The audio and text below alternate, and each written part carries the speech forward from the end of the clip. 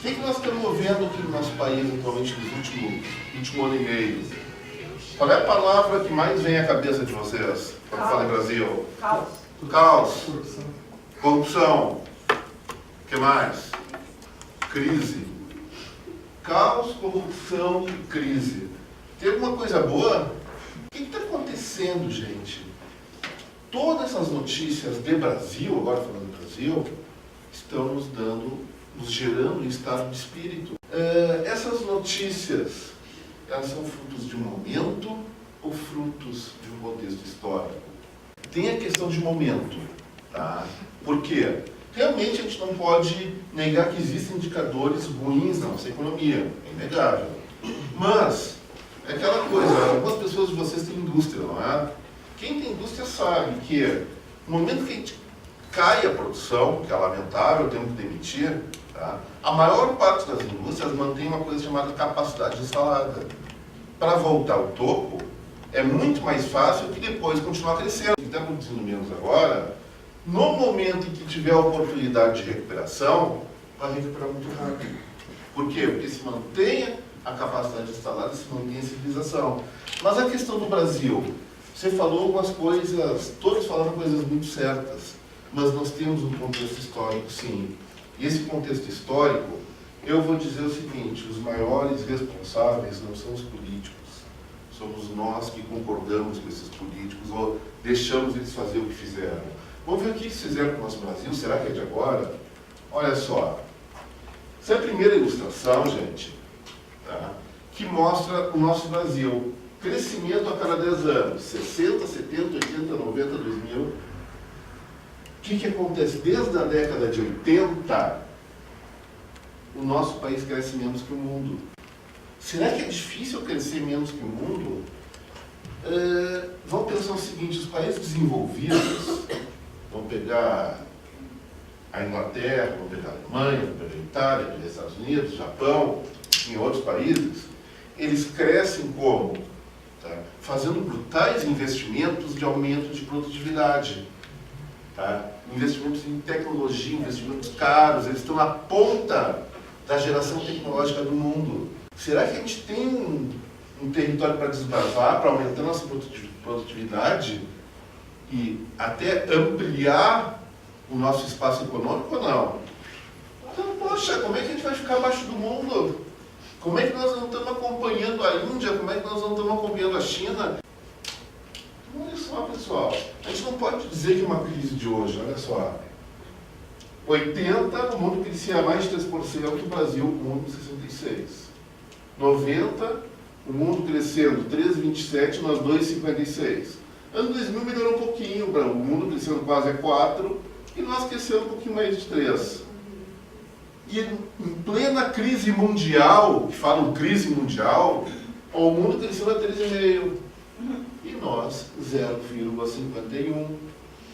Pior média de crescimento desde a crise lá de 1929.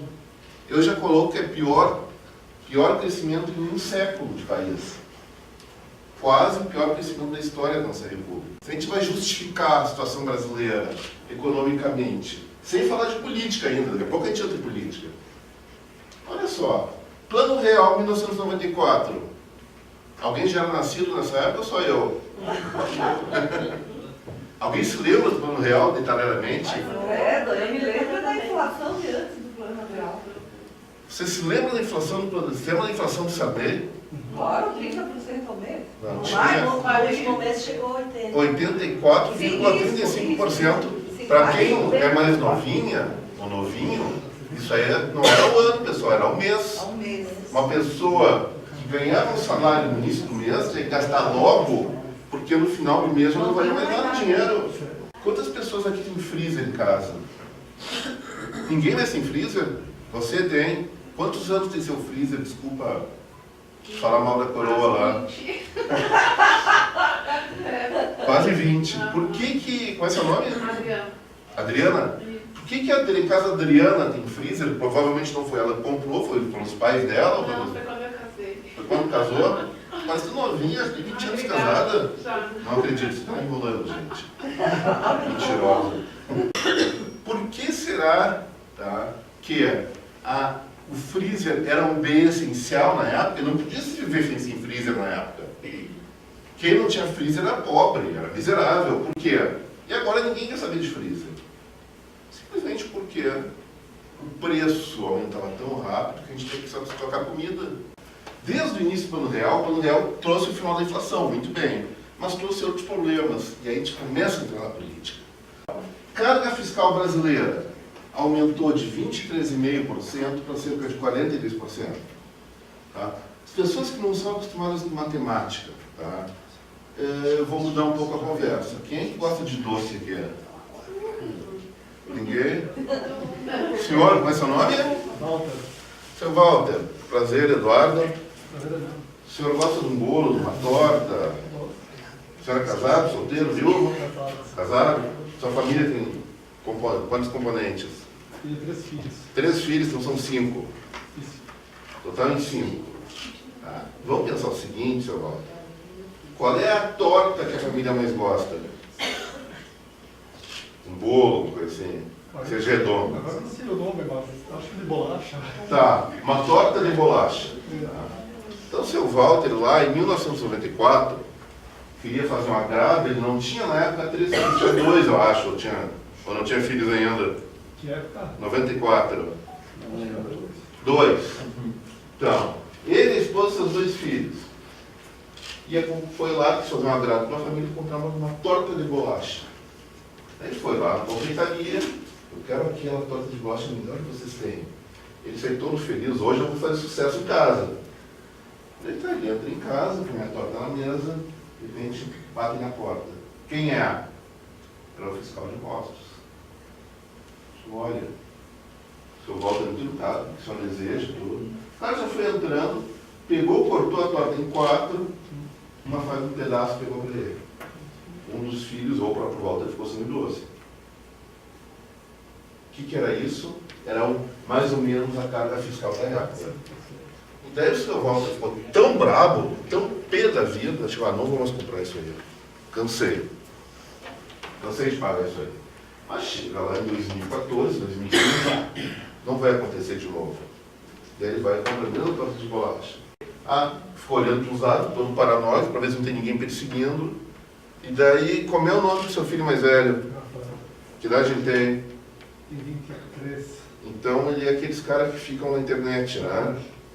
E daí tá lá o Rafael na internet, e de repente, com essas novas tecnologias que a gente não entende, sai um sujeitinho baixinho assim, da tela do computador, e diz, ó, pega a torta de bolacha, corta pela metade, tira um pedacinho, isso aqui é meu, o resto de vocês. É isso que aconteceu com o nosso bolso, com a carga fiscal das empresas, das pessoas. Se antes nós pegávamos 1/4 da torta de bolacha, eles pegavam, agora pegam quase metade menos um pouco. E dinheiro, quando se emite, é que nem safra de fruta. Quanto sai uma melancia no verão, pessoal? O quilo, ou uma melancia? 4, 5 reais? Esse ano está meio caro, mas normalmente é isso. E agora sai quanto? Mais de 20, 15, 20. Por quê? No verão tem muita melancia, e no inverno tem pouca.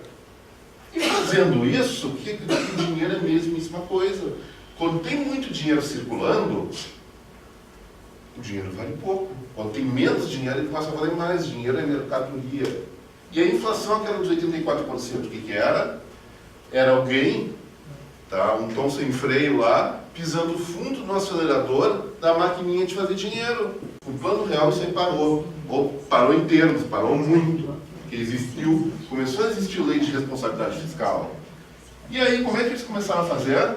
Uma coisa que a gente não percebeu no início. Começaram a votar aumento de impostos.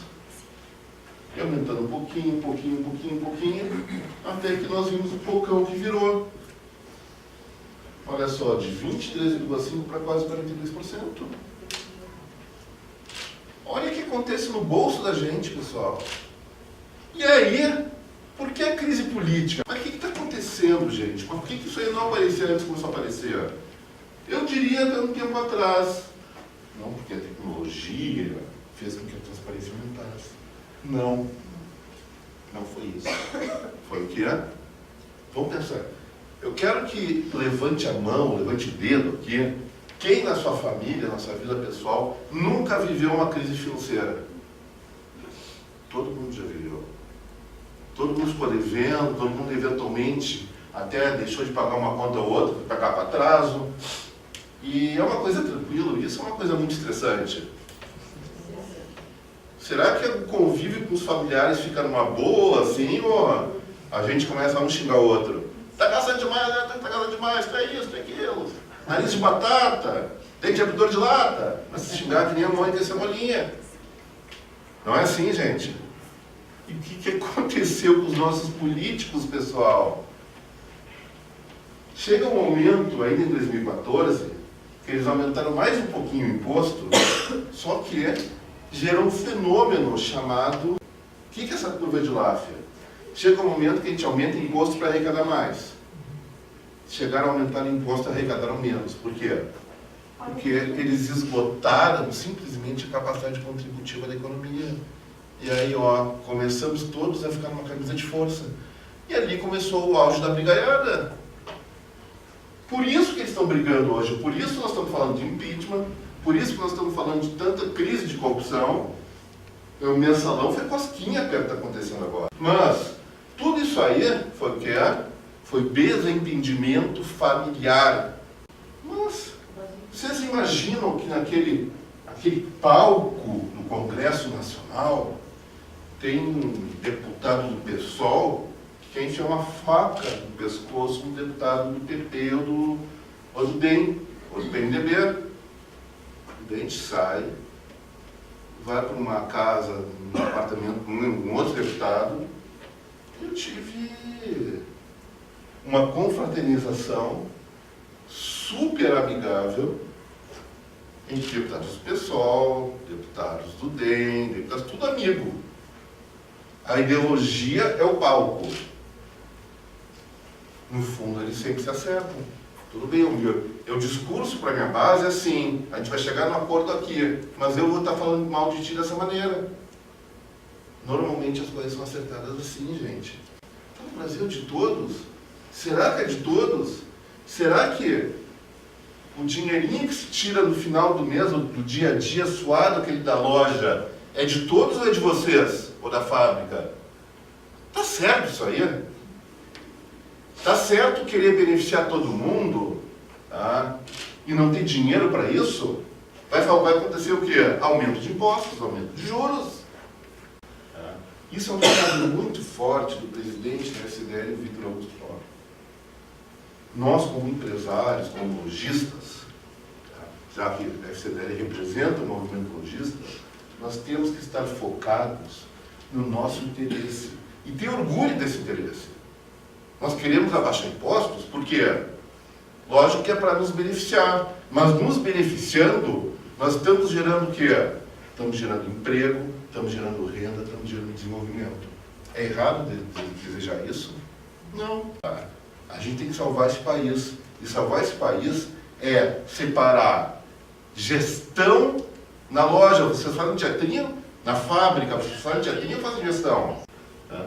Nós vamos fazer teatrinho na loja, na fábrica, nós vamos pegar e ver o que está acontecendo, ver nossos custos, ver o desempenho dos nossos funcionários, ver as vendas, analisar tudo, fazer o planejamento e tocar a vida para frente. Nós temos todo exemplo e toda a propriedade de dizer o que o Brasil pode fazer. Por que a taxa de juros é a mais alta do mundo no Brasil? Porque o governo precisa emitir mais títulos, tá? Para girar sua dívida, tá? E porque, já que tem dívida alta, poucas pessoas acreditam no país. Mas quando nós estamos investindo 14,25, isso vai dar mais que a loja. Muitas vezes dá mais que a indústria. Lógico que a gente não vai ser bobo também de tirar do lugar que dá mais para botar no lugar que dá menos, especialmente num momento como esse. Mas olha só, isso aí gera uma escalada de crescimento de juros até o tomador final. E olha só, chega a esses píncaros aí malucos, né?